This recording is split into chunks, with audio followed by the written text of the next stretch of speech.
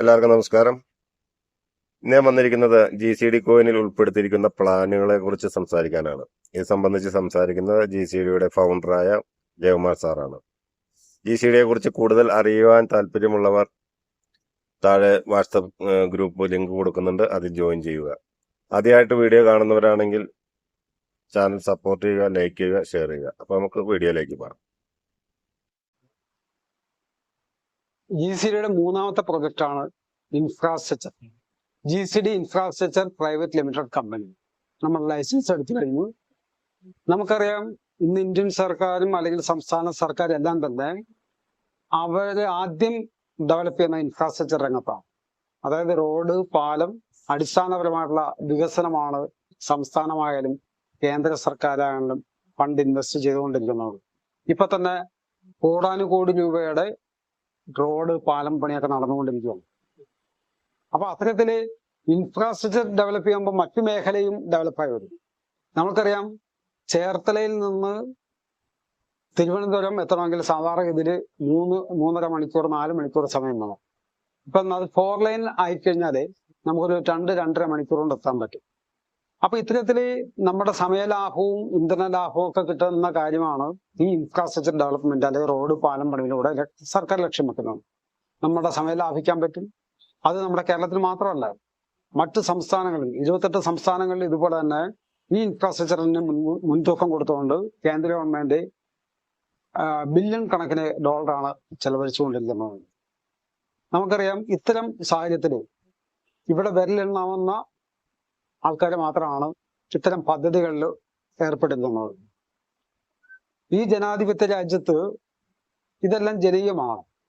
ഇവിടെ നടക്കുന്ന വികസന പ്രവർത്തനത്തിന്റെ ഒരു വരുമാനം സാധാരണ ജനങ്ങളിലേക്ക് എത്തിക്കുക എന്നുള്ളതാണ് നമ്മൾ ലക്ഷ്യം വെക്കുന്നത്. നമുക്കറിയാം, കോടാനുകോടി രൂപയുടെ പ്രൊജക്ട് നടക്കുന്നുണ്ട്. അത് ഏത് കമ്പനിയാണെന്ന് പോലും നമുക്കറിയാൻ സാധിക്കുന്നില്ല. ഈ സാഹചര്യത്തിൽ അതും ചെയ്യുന്ന വർക്ക് നമുക്ക് പലപ്പോഴും കാണാൻ സാധിച്ചിട്ടുണ്ടോ. വളരെ ക്വാളിറ്റി കുറഞ്ഞിട്ടുള്ള വർക്കാണ് ഇവിടെ പല റോഡുകളും പാലങ്ങളും ഒക്കെ നമുക്ക് കാണാൻ സാധിക്കുന്നത്. നമ്മൾ ഇവിടുന്ന് ചേർത്തലയിൽ നിന്ന് എറണാകുളത്ത് പോകുന്ന സമയത്ത് പല പാലങ്ങളും നമ്മൾ ഡ്രൈവ് ചെയ്ത് പോകാറുണ്ട്. ആ പാലത്തിന്റെ സൈഡിൽ ചെന്ന് കഴിയുമ്പം ഏതാണ്ട് ചാറിന് ചാട്ടം വളരെയധികം ബുദ്ധിമുട്ടുണ്ടാക്കുന്ന രീതിയിലാണ് എൻ്റെ റോഡ് പണി തന്നെ വെച്ചിരിക്കുന്നത്. അപ്പൊ ഇത്തരത്തിൽ അശ്രദ്ധ ആയിട്ടാണ് ഇവിടുത്തെ റോഡ് നിർമ്മാണം തന്നെ ചെയ്തുകൊണ്ടിരിക്കുന്നത്. നമുക്കറിയാം, ഈ റോഡ് അല്ലെങ്കിൽ ഈ പാലത്തിലേക്ക് കയറുന്ന സമയത്ത് എന്തുമാത്രം ജമ്പിങ് ഓടിയാണ് ചാടിക്കേറി പോകുന്നത്. അപ്പൊ അതെല്ലാം ഒരു വളരെയധികം നല്ല രീതിയിൽ ചെയ്യേണ്ട പണികളെല്ലാം തന്നെ ഉത്തരവാദിത്തക്കുറവുള്ളതിന്റെ പേരിലാണ് ഇത്തരത്തിലുള്ള പ്രൊജക്റ്റ് എല്ലാം പോയിക്കൊണ്ടിരിക്കുന്നത്. അത് ഏത് മേഖലയാണെങ്കിലും അല്ലെങ്കിൽ മറ്റുള്ള ആ കാര്യങ്ങളാണെങ്കിലും പരിശോധിച്ചു കഴിഞ്ഞാൽ നമുക്കറിയാം, ഈ കഴിഞ്ഞിടക്ക് ഉണ്ടായ സംഭവങ്ങളൊക്കെ അറിയാം. പാലം പൊളിഞ്ഞ സംഭവവും അതിനെപ്പറ്റിയുള്ള പ്രശ്നങ്ങളൊക്കെ നമുക്കറിയാൻ പറ്റുന്നതാണ്. അപ്പൊ ഇതെല്ലാം മനസ്സിലായിക്കൊണ്ടാണ് നമുക്ക് നല്ല നല്ല ക്വാളിറ്റിയുള്ള വർക്കുകൾ ചെയ്തുകൊണ്ട് നല്ല രീതിയിൽ റോഡായാലും പാലമായാലും അതിൻ്റെയൊക്കെ നിർമ്മാണ രീതിയിൽ തന്നെ ഒത്തിരി വ്യത്യാസം വരാനുണ്ട്. അതെല്ലാം വേണ്ടപ്പെട്ടവരോട് പറഞ്ഞുകൊണ്ട് നമ്മളത് ക്ലിയർ ചെയ്ത് വേണം ഓരോ കാര്യവും ചെയ്യാനുണ്ട്. നമ്മൾ ഇവിടുന്ന് എറണാകുളത്ത് നിന്ന് എടപ്പള്ളി ആ ഭാഗത്തൊക്കെ ചെന്ന് കഴിയുമ്പോൾ നമുക്ക് അറിയാൻ പറ്റും, ഈ മെയിൻ റോഡിന്റെ സൈഡിൽ മിക്കവാറും ഒരു U-ടേൺ ഉണ്ട്. ആ U-ടേണിന്റെ സൗകര്യം വരും. അതായത് സ്പീഡ് ട്രാക്കിൽ നിന്നിട്ട് തന്നെയാണ് U-ടേൺ തിരിയേണ്ടത്.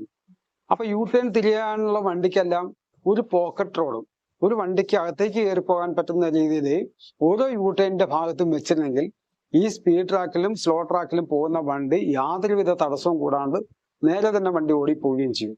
നമുക്കറിയാം, ഓരോ U-ടേണും ചെല്ലുമ്പോഴും സ്പീഡ് ട്രാക്കിൽ തന്നെയാണ് വണ്ടി സ്റ്റോപ്പ് ചെയ്ത് കിടക്കുകയും ആ കാലതാമസം അവിടെ ഉണ്ടാക്കിക്കൊണ്ട് അവിടെ എന്താ പറയാ വണ്ടി ഒത്തിരി താമസം വരികയും ചെയ്യുന്നുണ്ട്. അപ്പൊ ഇത്തരത്തിൽ ബ്ലോക്ക് വരാനുള്ള കാര്യം മുൻകൂട്ടി ചിന്തിച്ചുകൊണ്ട് വേണ്ടപ്പെട്ട അധികാരികളുമായിട്ട് സംസാരിച്ചുകൊണ്ട് ഓരോ U-ടേണിനും അല്ലെങ്കിൽ മുമ്പായിട്ട് അതിന് പോക്കറ്റ് റോഡ് നിർമ്മിച്ചുകൊണ്ട് ഉള്ളിലേക്ക് പോകാനോ അതെല്ലാം അശ്രദ്ധയോട് ചെയ്യുന്നതിന്റെ ഭാഗമായിട്ടാണ് ഇത്തരത്തിലുള്ള പ്രോബ്ലംസ് എല്ലാം ഉണ്ടാകുന്നത്. നമുക്കറിയാം, നമ്മൾ സർക്കാർ ഉദ്യോഗസ്ഥന്മാരെ മാത്രം കുറ്റപ്പെടുത്തിയിട്ട് കാര്യമില്ല, ജനങ്ങളും ഇതിനകത്ത് പങ്കാളികളാണ്. അതായത് പോരായ്മകൾ ചൂണ്ടിക്കാണിക്കാനും അത് മാറ്റിയെടുക്കാനും ജനങ്ങൾക്ക് ഉത്തരവാദിത്വമുണ്ട്. നമ്മളല്ലാണ്ട് എല്ലാം കണ്ണടച്ചുകൊണ്ട് എല്ലാം കണ്ടില്ല എന്നടിക്കാൻ നമുക്ക് പറ്റില്ല. അതുകൊണ്ട് തന്നെയാണ് അത്തരം മേഖലയിലേക്ക് ഇൻഫ്രാസ്ട്രക്ചർ ഡെവലപ്പ് ചെയ്യാനും അതിനു വേണ്ടിയിട്ടുള്ള ഒരുക്കങ്ങൾ നമ്മൾ ചെയ്യുന്നത്. നമ്മുടെ മൂന്നാമത്തെ വർഷത്തെ മൂന്നാമത്തെ പ്രൊജക്റ്റാണ് ഈ ഇൻഫ്രാസ്ട്രക്ചർ. അതിന് മുന്നോടിയായിട്ട് തന്നെ നമ്മളിപ്പം അതിന്റെ ലൈസൻസ് എല്ലാം എടുത്തു കഴിഞ്ഞു. ഇനി അതിന്റെ ചെറിയ ചെറിയ വർക്കുകളിലൂടെ നമ്മൾ മുന്നോട്ട് പോവുകയും എ ഗ്രേഡ് ലൈസൻസും നമ്മൾ സ്വീകരിച്ചു കഴിഞ്ഞാൽ നമുക്ക് ഏത് ഗവൺമെന്റ് പ്രൊജക്ട് നമുക്ക് ചെയ്യാൻ പറ്റും. അങ്ങനെ ചെയ്യുന്ന ആ പ്രൊജക്ടിന്റെയും ലാഭവിധം നമ്മുടെ ഈ ടോക്കൺ എടുത്ത ആൾക്കാരിലേക്ക് പോവുകയും ചെയ്യും. അപ്പൊ ഇത്തരത്തില് നമ്മൾ ഇൻഫ്രാസ്ട്രക്ചർ രംഗത്തേക്ക് കടന്നു വരുന്നതോടെ തന്നെ ഈ രാജ്യത്ത് നടക്കുന്ന വികസന പ്രവർത്തനത്തിൽ ഇവിടുത്തെ ജനങ്ങളും പങ്കാളിത്തം സ്വീകരിക്കാൻ പറ്റും. ആ ജനങ്ങളുടെ പങ്കാളിത്തം എന്ന് പറയുന്നത് ഈ GCD ടോക്കൺ എടുത്ത ആൾക്കാർക്ക് തന്നെ ഇതിന്റെ ഒരു ലാഭവിധം അവർക്ക് കൂടി കിട്ടും.